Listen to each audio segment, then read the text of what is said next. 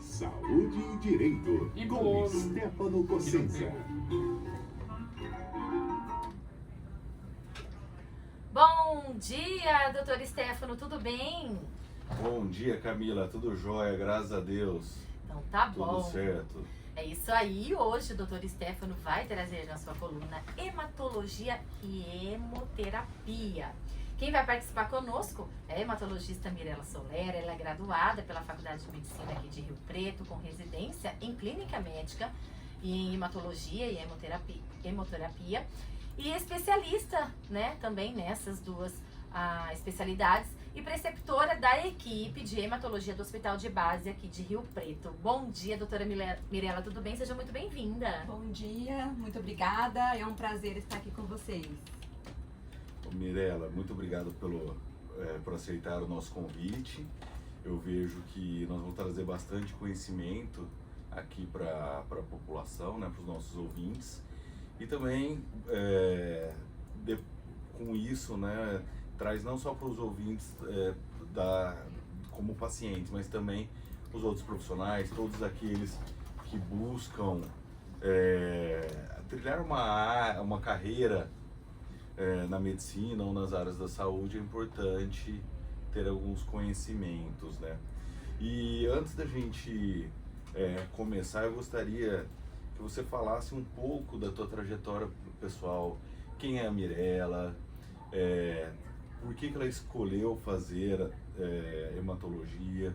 Hoje, numa medicina que o pessoal procura tanto a parte estética, o que te motivou nessa escolha dessa especialização? Bom, então eu nasci em Monte Aprazível. Quem me estimulou a ser médica desde o começo foi minha avó, mas assim, não tenho médico na minha família e acabou que eu sempre tive a ideia de ser médica. Cheguei na faculdade, conheci a hematologia, que é uma especialidade que poucas pessoas conhecem, né? Nós cuidamos das doenças do sangue, doenças que sangram, que causam trombose, algumas doenças oncohematológicas como mieloma, linfoma, leucemia. E é uma especialidade muito desafiadora. Mas eu não sabia o que eu queria quando comecei a faculdade, né? Então eu fiz clínica médica, durante a clínica médica eu tive mais contato com a área e optei por fazer hematologia. Eu achei que era uma especialidade muito desafiadora. Tive assim os professores, pessoas que me motivaram muito, porque era um estágio que a gente não tocava só serviço, que eles realmente tinham preocupação em nos fazer aprender um pouco da especialidade.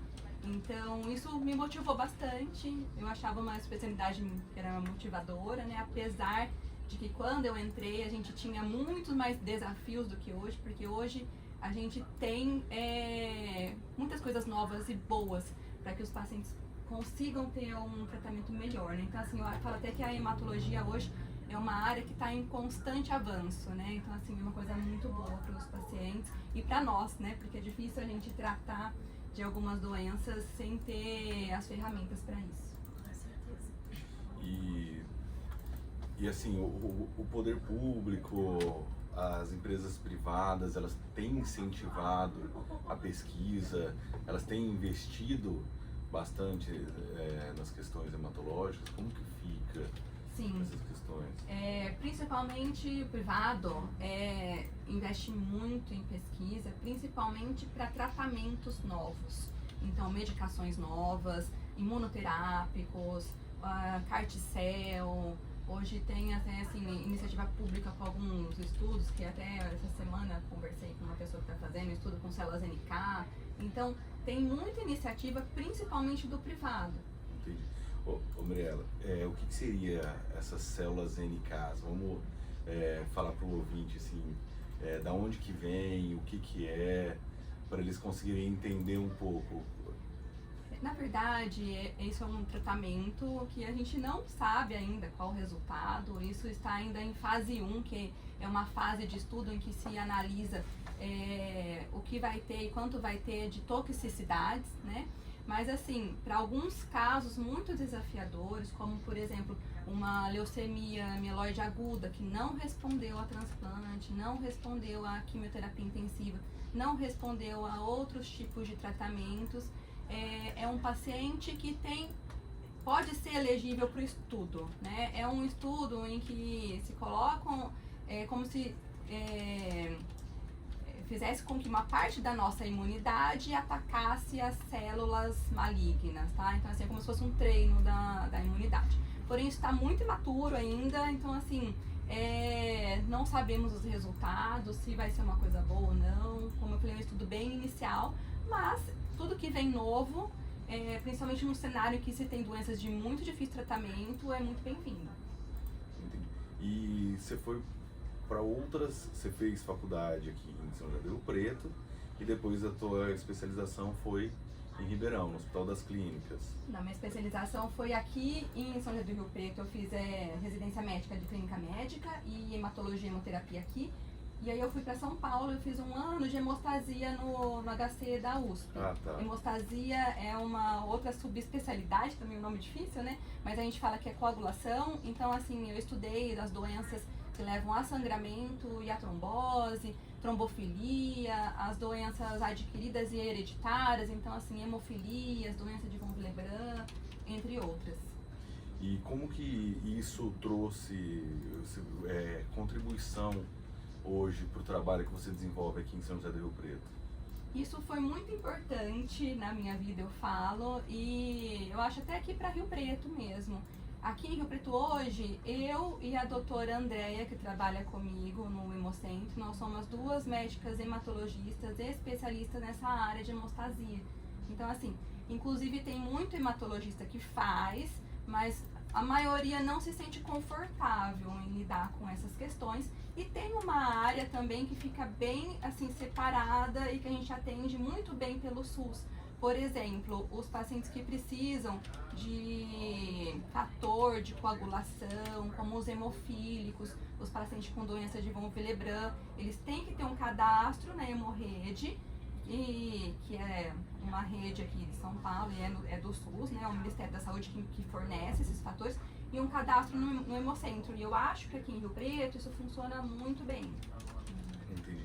O que seria essa doença que você falou? Hemostasia? Não. Von Willebrand. Von Willebrand. Doença de von Willebrand é a coagulopatia hereditária mais frequente, porque existem muitas mutações relacionadas a ela e muitas que são dominantes. Então, assim, a maioria dos pacientes que têm a doença de von Willebrand vai ter provavelmente uma deficiência desse fator, na atuação desse fator na coagulação, e pode ter um aumento de risco de sangramento. Então, assim, tem famílias que quase todo mundo da família tem a doença e acompanha com a gente. Não é sempre que vai precisar fazer a reposição, mas assim, se for fazer uma cirurgia, algum desafio à coagulação, se tiver algum sangramento, aí pode precisar da infusão do fator de von Willebrand, de um cuidado mais especializado. Então, assim, eu fiz que esses pacientes precisam ter um cadastro e fazer um acompanhamento no Hemocentro, aqui no Hemocentro São José do Rio Preto, que faz isso, que tem essa ligação com a Hemorrede, e a gente avalia, disponibiliza fator, faz o acompanhamento todo necessário, conforme os protocolos do Ministério da Saúde. E uma questão que é bem complicada, que a gente vê também na questão quando envolve a hematologia, a questão dos testemunhos de Jeová, né? Sim. Das transfusões de sangue, se pode, se não pode. E então tem a questão da autonomia da vontade. Hoje o hospital aqui, ele tem alguma indicação, alguma forma de tratar essas questões das testemunhas de Jeová, desses pacientes? Primeira coisa, assim, o que é a nossa orientação? A gente não pode fazer nada que o paciente consciente ou que em algum momento deixou algum registro que não quer que seja feito. Então, assim, muitas vezes quando eu tive essas situações e que tinha alguma necessidade iminente, nós temos um setor jurídico dentro do hospital de base que nos auxilia com isso.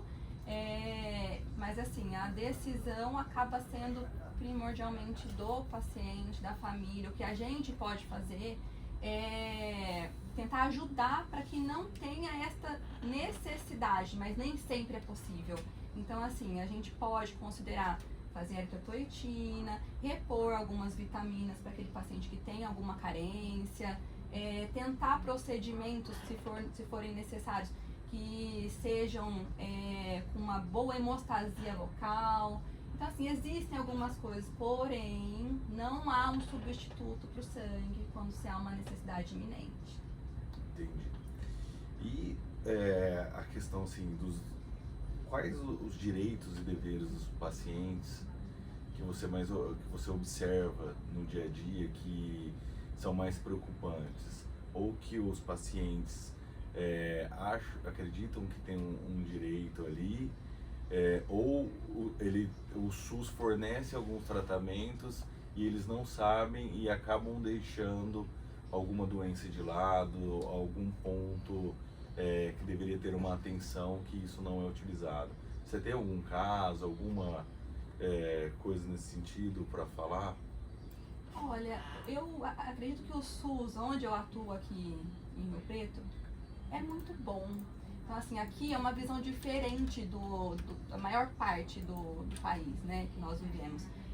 Apesar de não ter, assim, umas acomodações ideais, o que a gente tem de tecnologia e de equipe médica e de medicamentos que a gente fornece para um paciente dentro do hospital de base, por exemplo, às vezes acaba sendo melhor que convênio. Lógico que existem vários medicamentos que não foram incorporados ao SUS. E a gente tem esse tipo de questionamento, porém, assim, existe, assim, a indústria mesmo, a iniciativa privada tem feito algumas campanhas para tentar melhorar essa incorporação. Então, assim, hoje a gente tem uma certa disparidade, algumas doenças, uma disparidade muito grande do que é fornecido e do que não é fornecido pelo SUS em relação à saúde privada, né? Mas é uma situação delicada. Porém, assim, eu acho que em geral, o que a gente consegue fazer na hematologia, na clínica médica, que foram as áreas que eu me especializei, né? Eu acho que são cuidados e tratamentos muito bons para a maior parte dos pacientes. Lógico que tem alguns que a gente gostaria que fosse um pouco diferente, né? Mas aí depende de acesso a esses medicamentos ou tratamentos pelo SUS mesmo. E como que você observa que a hemoterapia auxilia no tratamento oncológico? E quais são esses tratamentos que hoje são que Rio Preto exerce de uma forma admirável, de uma forma exemplar? A hemoterapia ela é essencial para tratamento oncológico, diria até mais para oncohematológico, né? Porque como as nossas doenças oncohematológicas, elas afetam a medula óssea, que é a fábrica do sangue, o tratamento é muito tóxico para a medula. Então, assim, consequentemente, vai ter um prejuízo grande para a medula, que é a fábrica do sangue, para produzir série vermelha, os glóbulos vermelhos, a série branca, as plaquetas. Então, eu digo que o hematologista é a pessoa mais conservadora em relação à transfusão. A gente transfunde quando o paciente realmente tem uma indicação clínica, não é só por número, porque a gente sabe que transfusões também podem gerar algumas questões como alergia, uma aloimunização, que você passa a produzir anticorpos contra futuras hemocomponentes que você pode receber. Porém, é muito importante, né? A gente faz essa solicitação de transfusões, às vezes um paciente vai ter uma necessidade de uma sangria, às vezes vai ter uma necessidade de uma leucocitaférese, de uma necessidade não tanto na oncologia, mas assim, num caso agudo como uma púrpura trombocitopênica trombótica de plasmaférese. Então, assim, a hemoterapia é essencial para o tratamento de muitas doenças. Dentro da oncologia, mais suporte transfusional, eu diria, e da oncohematologia mais ainda, porque o nosso tratamento leva assim uma carência, uma anemia às vezes grave, uma plaquetopenia grave. Então, às vezes a gente tem necessidade de fazer isso para evitar complicações de uma anemia grave ou uma plaquetopenia que possa levar a um aumento de risco de sangramentos. E também como você trabalha, você está ali no dia a dia do hospital de base, você é prescritora de equipes, né? Sim. E quais são os desafios mais comuns que você enfrenta? Então, assim, gosto muito dessa parte de ser preceptora. Nós temos residentes. Os nossos residentes de hemato, em geral, são muito bons. São pessoas que realmente são envolvidas com a medicina, que gostam de tratar paciente. Mas a gente vê que, às vezes, conforme vai passando as gerações, vai mudando um pouco, né, aquela ideia de direitos e deveres. Então, isso a gente já tem uma ideia que as gerações novas estão mudando um pouco. Porém, assim, eu acho que eles são, em geral, muito respeitosos com a gente, com o paciente. A gente tem que ensinar que o paciente é uma pessoa, então, assim, não é um caso, não é uma doença que está sendo tratada. Então, a gente tenta humanizar os atendimentos, dos residentes, dos internos, dos alunos, os residentes de outras especialidades, como da clínica.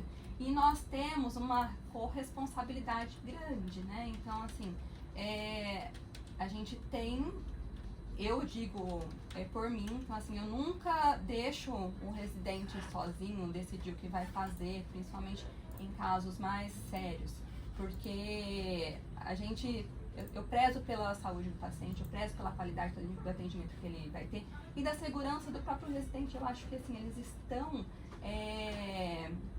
nesse momento em formação. Sim. E é nossa função ter análise crítica, ajudar nas condutas, ajudar no acompanhamento.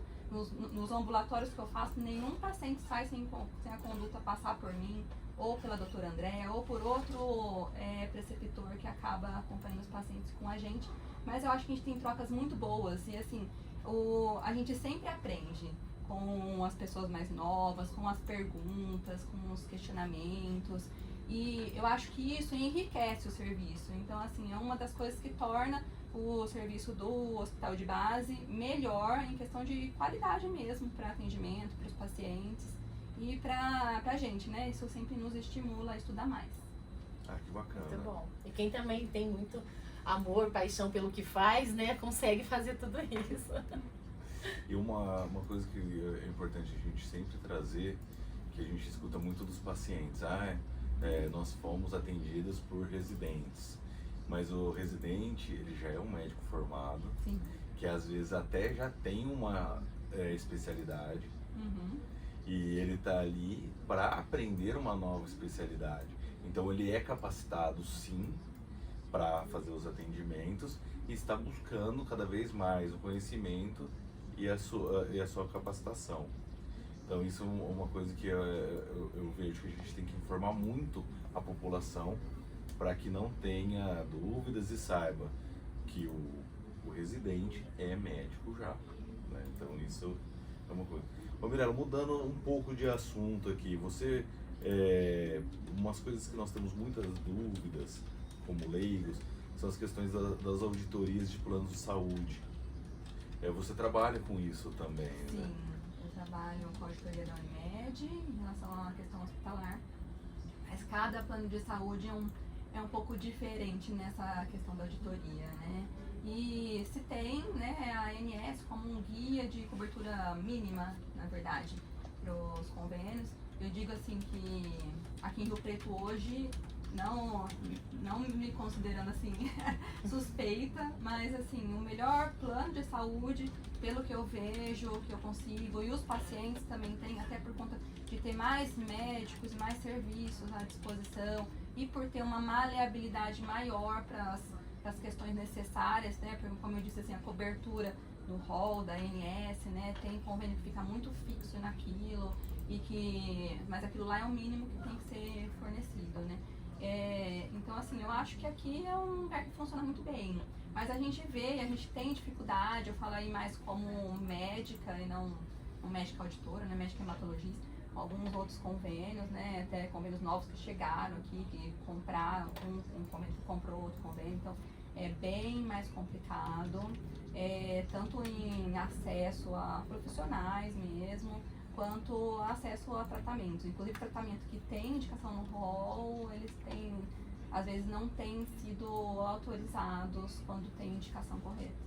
Então é um grande desafio. Sim, um grande desafio. Por tanto profissional que prescreve, quanto pro profissional que faz a auditoria, Sim. quanto pro paciente. principalmente. Ô, doutora Mirella, a gente tem que só te agradecer por tudo o conhecimento que você passou para nós e muito obrigado por você estar aqui com a gente. Eu que agradeço, foi um prazer. Eu fico à disposição aí se precisarem de alguma coisa ou se quiserem discutir algum outro assunto. A hematologia é uma área desafiadora. Quando a gente fala, sou hematologista, eu vejo uma interrogação na fisionomia das pessoas, né? O que é um hematologista? Mas eu estou aqui para esclarecer as dúvidas de quem quiser, né? Nós cuidamos das doenças do sangue. Espero que eu tenha conseguido explicar de forma compreensível algumas coisas e que agregue aí uma informação nova a quem está me ouvindo. Com certeza, a doutora Mirella conseguiu sim. E muito obrigada pela sua participação, disponibilidade a convite do doutor Stefano de estar aqui hoje no nosso programa. Obrigada. Doutor Stefano, obrigada por hoje. Um abraço para você, um bom resto de semana. E a gente volta a se encontrar na semana que vem. Muito obrigado, Camila. Até semana que vem. Um E abraço. nós vamos de intervalo, você já fica com o repórter CBN, 11 horas.